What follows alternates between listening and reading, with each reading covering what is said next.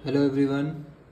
Solution chapter के questions को start करने से पहले कुछ बातें सबको पता होना चाहिए, क्योंकि क्वेश्चंस में वो कॉन्सेप्ट्स या फॉर्मूला यूज़ होंगे। तो हम लोग यहाँ पे एक ब्रीफ इंट्रोडक्शन देखने वाले हैं चैप्टर का, जिसमें सारे इंपॉर्टेंट फॉर्मूला और कॉन्सेप्ट पढ़ने का कोशिश करेंगे। तो हमारा सबसे पहला कॉन्सेप्ट होता है कंसंट्रेशन टर्म्स, जो हम लोग क्लास 11th में पढ़ के आए हैं। कंसंट्रेशन टर्म समझने से पहले सबसे पहले अपने को ये पता होना चाहिए कि हम लोग कंसंट्रेशन टर्म एक मिक्सचर का ही बात करते हैं कि दो लोगों को घोला गया है अगर कोई चीज़ में, जैसे सॉल्ट सॉल्यूशन बनाया गया है, तो NaCl जनरली जो कम क्वांटिटी में होता है वो सॉल्यूट बोला जाता है और वाटर यहाँ पे सॉल्वेंट होगा। ठीक है, तो इसको सॉलिड इन लिक्विड सॉल्यूशन बोल सकते हैं, अदरवाइज लिक्विड इन लिक्विड भी हो सकता है, जैसे इथेनॉल और वाटर का मिक्सचर। तो एक सॉल्यूट होता है और एक सॉल्वेंट होता है, और पूरा मिला जुला के जो बनता है उसको हम लोग बोलते हैं सॉल्यूशन। ठीक है, तो इस सॉल्यूशन जनरली सॉल्यूशन एक होमोजेनस मिक्सचर होता है, मतलब ऊपर से एक चम्मच टेस्ट किए या नीचे से करे, टेस्ट सेम आना चाहिए। इसलिए हम लोग डिफरेंट तरह का इसमें मैथमेटिकल चीज़ निकाल सकते हैं कि इसका कंसनट्रेशन कितना है। तो सबसे पहला कंसनट्रेशन टर्म हमारा क्लास 9-10 लेवल का होता है, वेट बाय वेट परसेंट। इसका मतलब क्या होता है? वेट ऑफ सॉल्यूट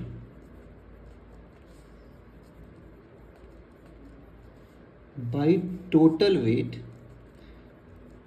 तो जनरली हम लोग ये ग्राम्स में लेते हैं दोनों, न्यूमरेटर डिनोमिनेटर, इनटू 100। ठीक है, तो ये तो अपना क्लास 10th लेवल का हुआ।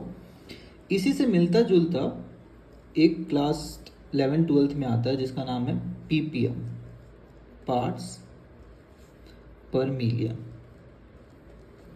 ठीक है, तो परसेंट मतलब क्या होता है? पर सेंट आउट ऑफ 100। सेंट मतलब 100 होता है, सेंचुरी। तो पर मिलियन मतलब सब कुछ सेम रहेगा, weight of solute divided by total weight, total मतलब सॉल्यूट प्लस सॉल्वेंट मिला के जो भी वेट आ रहा है, इंटू 10⁻6। मिलियन होता है 10⁻6। Clear? Next, third concentration term हम लोग बोल सकते हैं कि weight by volume, weight by volume percent. इसमें क्या करेंगे? वेट ऑफ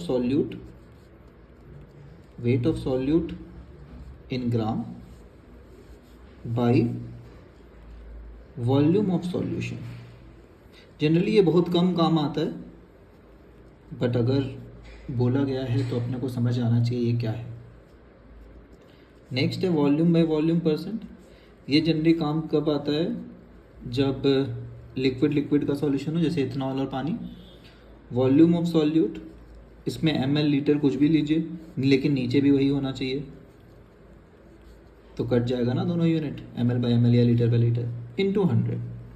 तो ये सब तो मोर और लेस क्लास 9th के लेवल का ही है ना, सिवाय पार्ट्स पर मिलियन के।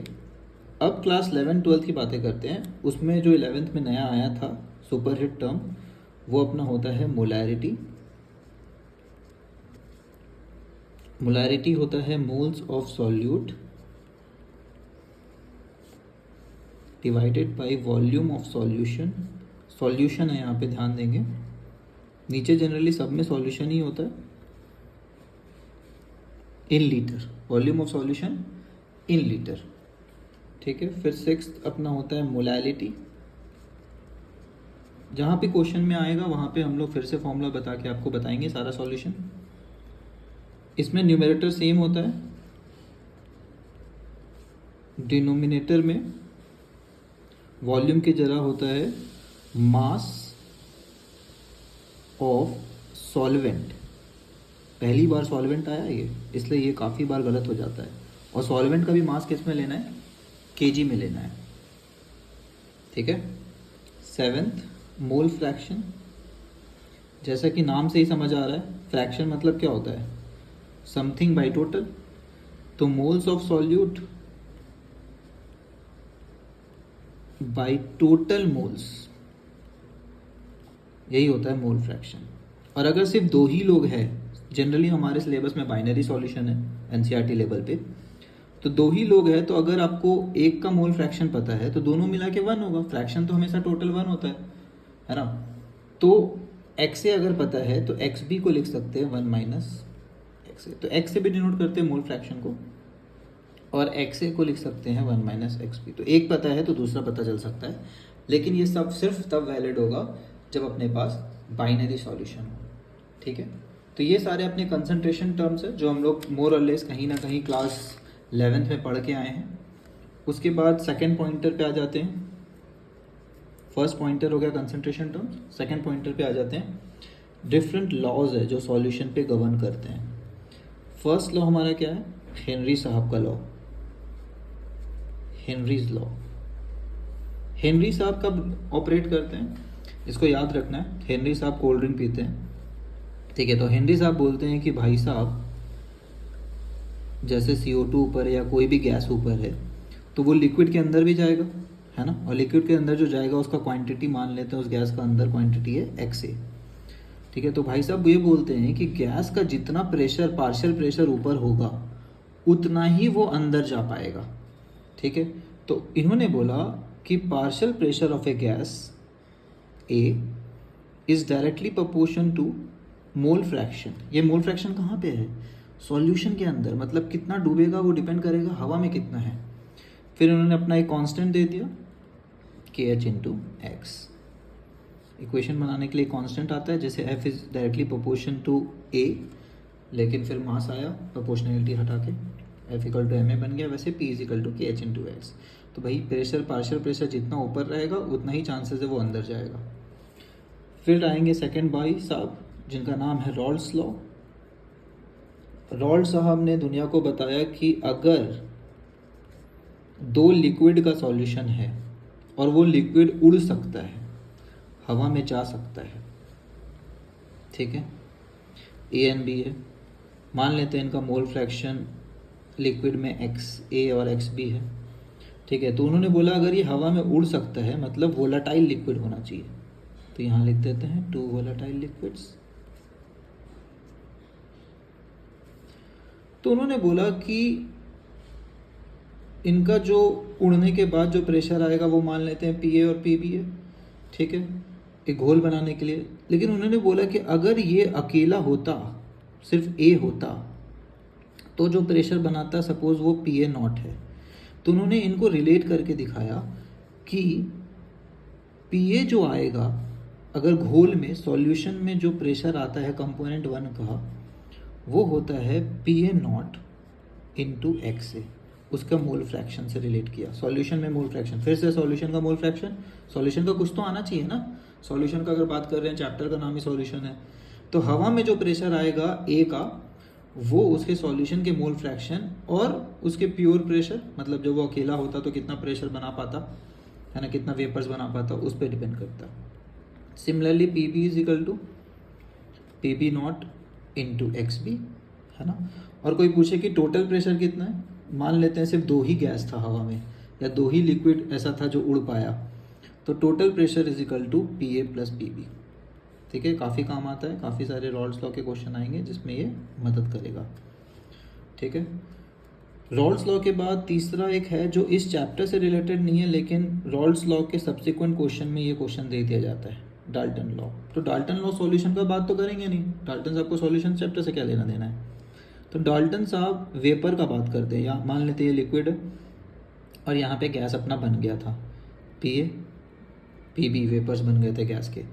तो डाल्टन साहब को पहले से पता था कि अगर आपको गैस में मोल फ्रैक्शन पता है, फिर से अब ये XA और XB सॉल्यूशन के अंदर नहीं है, ये हवा में है, तो ये डाल्टन्स लॉ में हम लोग पहले पढ़ के आए हैं, है ना, 11th क्लास में, कि जो PA है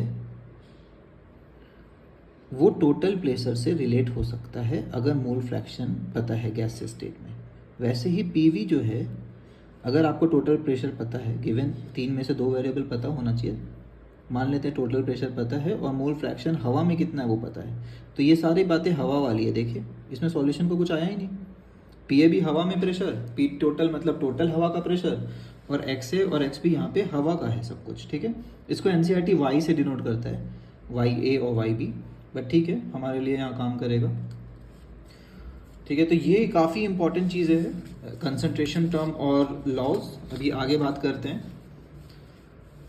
आगे हमारे पास जो है पॉइंट नंबर 3, आइडियल और नॉन आइडियल सॉल्यूशंस। ठीक है, वो क्या होता है, just a minute. Point number 3 पे आ जाते हैं। आइडियल सॉल्यूशन क्या होता है? तो आइडियल सॉल्यूशन वो होता है जो रॉल्ट लॉ, तो रॉल्ट लॉ से मान लेता हूँ मैं कुछ वेपर प्रेशर एक्सपेक्ट करता हूँ। रॉल्ट लॉ भी तो मैथमेटिकल है ना, तो उन्होंने बोला कि भाई प्रेशर ऑफ ए इतना होगा मेरे कैलकुलेशन के हिसाब से। लेकिन और आइडियल सॉल्यूशन वो होता है जो रॉल्ट्स लॉ के एक्सपेक्टेशंस पे खड़ा उतरता है। तो बोला जाता है इट फॉलोज रॉल्ट्स लॉ, तो वर्ड होता है भैया रॉल्ट्स लॉ को ये फॉलो करते हैं आइडियल सॉल्यूशन वाले लोग in entire concentration. Entire concentration मतलब suppose weight by weight percent है, 10% वेट बाय वेट हो इथेनॉल और वाटर का, या 20% हो, या 30% हो, 40% हो, सब में फॉलो हो रहा है तो बोलेंगे आइडियल सॉल्यूशन, नहीं तो नहीं बोल सकते हैं। ठीक है, फिर होते हैं वो वाले सॉल्यूशन जो बोलते हैं नहीं नहीं रॉल्ट साहब जो बोल रहे हैं और मैंने जो एक्सपेरिमेंट किया उसमें जो वेपर प्रेशर आ रहा है वो अलग आ रहा है, तो डू नॉट फॉलो बोल देते हैं, डू नॉट फॉलो रॉल्ट्स लॉ। ठीक है, इन इंटायर कंसंट्रेशन। तो इसमें दो तरह का होता है नॉन आइडियल में, डिविएशंस बोला जाता है कि भैया रॉल्ट साहब से ज़्यादा आ रहा है कि कम आ रहा है, पहले ये तो बताइए। तो इसमें दो तरह का होता है, 2 टाइप्स, है ना। First is positive deviation. इसका मतलब ये होता है कि रॉल्ट साहब ने बोला था वेपर प्रेशर सपोज 100 है, आएगा मेरे कैलकुलेशन के हिसाब से, बट आपने गया एक्सपेरिमेंट किया लैब में पता चला नहीं नहीं ये तो 120 आ रहा है, तो ज़्यादा आ गया ना। तो रॉल्ट साहब से अगर ज़्यादा वेपर प्रेशर आ गया, vapour pressure more than expected या हायर है, ठीक है, तो बोल दिए पॉजिटिव। तो नेगेटिव तो अब समझ में आ रहा है क्या होगा, जितना रॉल्ट साहब कैलकुलेट करके बता रहे थे उससे अगर लोअर आया वेपर प्रेशर तो बोल देंगे नेगेटिव डिविएशन है। यहाँ पे एक और बड़ा ट्रिकी सा चीज़ दिया हुआ था, ठीक है, इसको चलिए थर्ड पार्ट में बोल देते हैं, जो जनरली मतलब पढ़ के बुक से तो समझ में नहीं आता है, बट ऑल्दो इसका कोई क्वेश्चन नहीं है पीछे बैक एक्सरसाइज में। एजियोट्रॉप्स, ये बड़े अनोखे लोग हैं। ये कैसे अनोखे हैं, ये वैसे लोग हैं कि मान लेते हैं कंपोनेंट ए 0.2 था मोल फ्रैक्शन, कंपोनेंट बी का 0.8 था।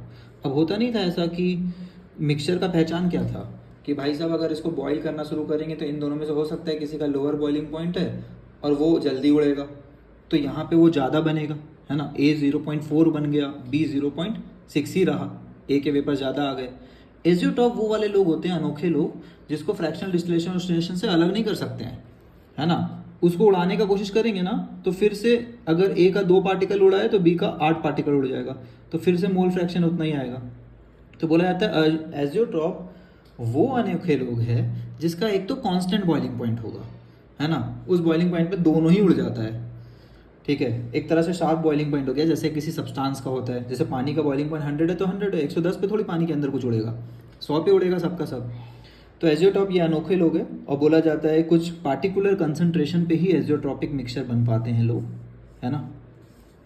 तो पार्टिकुलर कंसंट्रेशन, तो इसमें भी दो तरह का अगेन पॉजिटिव डिविएशन वाले जो होते हैं, रॉल्ट्स वाले पॉजिटिव डिविएशन वाले जो लोग थे वो लोग बोला जाता है मिनिमम बॉइलिंग एजियोट्रॉप बनाते हैं। मिनिमम बॉइलिंग क्यों, अब पॉजिटिव डिविएशन मतलब क्या होता है, ज़्यादा वेपर बन गया है। अब ज़्यादा वेपर बनना मतलब क्या, उसको बॉईल करने में दिक्कत हुआ कि जल्दी बॉईल हो जाएगा। अरे ज़्यादा वेपर बन गया मतलब जल्दी एटमॉस्फेरिक प्रेशर के बराबर हो जाएगा, जल्दी उड़ रहा है वो, तो उसको बोलते हैं मिनिमम बॉइलिंग एजियोट्रॉप। वैसे ही नेगेटिव डिविएशन जिसका होता है वो वाले को क्या बोलते हैं, मैक्सिमम बॉइलिंग, क्योंकि वो वेपर्स ही नहीं बना रहे हैं, जल्दी बॉईल ही नहीं होंगे, तो उसको बोलते हैं मैक्सिमम बॉइलिंग एजियोट्रॉप। दोनों का एक एक एग्जांपल वैसे तो याद कर लेना चाहिए, जैसे 95% इथेनॉल वॉल्यूम बाय वॉल्यूम, मतलब 95 ml इथेनॉल है, 5 ml पानी है, तो वो एक ऐसा वाला एजियोट्रॉप काम करता है। वैसे ही 68% wait by wait HNO3 in water, मतलब 68 ग्राम HNO3 और 32 ग्राम पानी लेंगे तो वो भी एक एजियोट्रॉप की तरह काम करेगा, नेगेटिव डिविएशन की तरह, और वो मैक्सिमम बॉइलिंग एजियोट्रॉप होगा। ठीक है, चलते हैं अपने लास्ट पॉइंटर की तरफ, जिसका नाम है कॉलिगेटिव प्रॉपर्टी।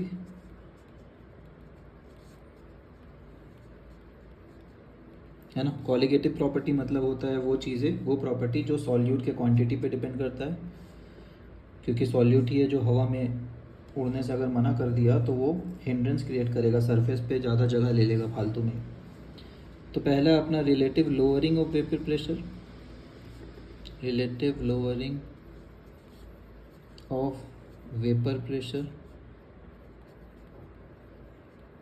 इसका अपना फॉर्मूला होता है, तो प्योर मान लेते हैं वो लिक्विड का प्योर में प्रेशर इतना आता था, फिर उस लिक्विड को किसी में मिला दिए तो प्रेशर इतना आया, ठीक है।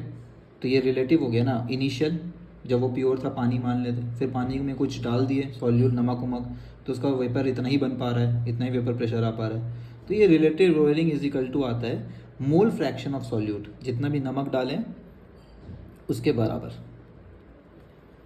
है ना। और मोल फ्रैक्शन क्या होता है, N2 by moles of solute by total moles, है ना। तो इसमें ये एनसीईआरटी में दिया हुआ है। फिर एनसीईआरटी बोलता है इसका एक अप्रॉक्सीमेशन कर लेता है, क्या कि अगर डाइल्यूट हुआ तो भाई डाइल्यूट में सबको पता है N2 काफ़ी ही छोटा होगा N1 से, तो N1 प्लस N2 को बोल सकते हैं अप्रॉक्सीमेटली इक्वल टू N1 है ना। 100 में से 0.1 ऐड किए तो 100 ही ना आएगा। तो इसका एक और फॉर्म जो कि जनरली बहुत कम यूज़ होता है, ये होता है, ठीक है, N2 बाई N1। बट इसका एक फॉर्म और है जो एक्यूरेट है ना। मैंने एक क्वेश्चन में, फर्स्ट क्वेश्चन जब रिलेटिव लोअरिंग का आएगा उसमें डिराइव करके ही बताया है, वो एक्यूरेट है, वो अप्रॉक्स नहीं है। वो क्या होता है, P not minus P by P is equal to N2 by N1। और ये ज़्यादा यूज़ होता है क्योंकि ये अच्छा दिखने में, ये भी अच्छा दिखने में था बट ये अप्रॉक्स था, तो ये वाला काफ़ी इंपॉर्टेंट फॉर्म होता है और कोचिंग इंडस्ट्री वालों को पता होता है ये बात। तो यही वाला फॉर्म सब जगह यूज़ हो रहा होता है, बट एनसीईआरटी लेवल पे और स्कूल लेवल पे हम लोग को पता है कि हम लोग ये वाला यूज़ करते हैं और फिर जूझते रहते हैं N2 और N1 से, ठीक है। Next, elevation in boiling point. In boiling point इसका फॉर्मूला क्या होता है, हम लोग को पता है change in boiling point is equal to K B एक कांस्टेंट होता है जो दिया होगा, into small M. Small M क्या है यहाँ पे, मोलैलिटी, ठीक है, where small M is molality. वैसे ही third, depression in freezing point, depression in freezing point एकदम सेम सा फॉर्मूला है इसका भी, change in freezing point equal to K F into M. फिर से मोलैलिटी, मोलैलिटी क्या होता है, moles divided by KG of solvent, clear. Fourth, colligative property का लास्ट होता है ये ऑस्मोटिक प्रेशर। ऑस्मोटिक प्रेशर को पाई से डिनोट करते हैं, इक्वल टू CRT होता है। आर गैस कांस्टेंट है, C है molarity, concentration in molarity moles per litre, R is gas constant सबको पता है, 8.314 होता है स्टैंडर्ड यूनिट में, जूल में 0.0821 होता है अगर लीटर एटीएम में यूज़ करना है, लीटर एटीएम पर मोल पर केल्विन, ठीक है, पर मोल पर केल्विन दोनों में होगा, ये तो कॉमन है, क्लियर, 0.0821, ठीक है। अब इसमें एक दिक्कत आता है, फिफ्थ पॉइंट बोल देते हैं उसको, वेंट हॉफ फैक्टर। इसके काफ़ी क्वेश्चन है, 2-3 क्वेश्चन है बैक एक्सरसाइज में हमने किया है, उससे ज़्यादा क्लियर हो जाएगा। आई, इसका सबसे सिंपल वाला फॉर्मूला जो यूज़ होता है हमारे क्वेश्चंस में वो ये है, total particle after dissociation divided by total particle before dissociation, कि टूटने से पहले या एसोसिएशन जो भी बोल लीजिए, है ना। फॉर एग्जांपल अगर अपने पास KCl है, ठीक है, तो KCl टूटेगा 2 पार्टिकल में, K प्लस और Cl माइनस। इनिशियली तो ये सिर्फ यही रहा होगा, ये दोनों तो रहा नहीं होगा, लेकिन पानी में डालते साथ ये 0 होगा क्योंकि 100% डिसोशिएट होता है। इक्विलिब्रियम का कॉन्सेप्ट अगर ना यूज़ हो, अल्फा इक्वल टू 1 है तो ऐसा लिखेंगे, फिर ये बोलेंगे टोटल पार्टिकल बिफोर कितना है 1, आफ्टर कितना है 2, तो I इक्वल टू हो जाएगा 2/1, क्लियर। और सारे फॉर्मूले अपने मॉडिफाई हो जाएंगे अकॉर्डिंगली, ठीक है, सारे फॉर्मूले। क्योंकि तो क्वेश्चन में अगर कहीं पे भी इक्विलिब्रियम कांस्टेंट और ये सब वर्ड दिखा ना, या डिसोसिएशन वर्ड ये सब, तो समझ जाना है कि भाई ये वाला फॉर्मूला लगेगा। तो पहला वाला फॉर्मूला क्या था अपना, relative lowering by P first, इसको लिखेंगे I into N2 by N1। For example KCL के केस में I2 हो गया। वैसे ही डेल्टा TB वाले फॉर्मूला में लिखेंगे I into KB into M। Similarly delta TF I into KF into M। और फोर्थ लास्ट वाला ऑस्मेटिक भी कैसे हुआ, पाई इक्वल टू CRT होता है, तो I इंटू CRT, ठीक है। बस ये चीज़ें ध्यान रखना है, इससे ज़्यादा कुछ भी अपने क्वेश्चंस में तो एटलीस्ट यूज़ नहीं होने वाला है, ठीक है। Thanks for watching everybody, bye bye. कृपया इसको पूरा रिवाइज करें और फिर सारा सॉल्यूशन देखें। Okay, bye everyone.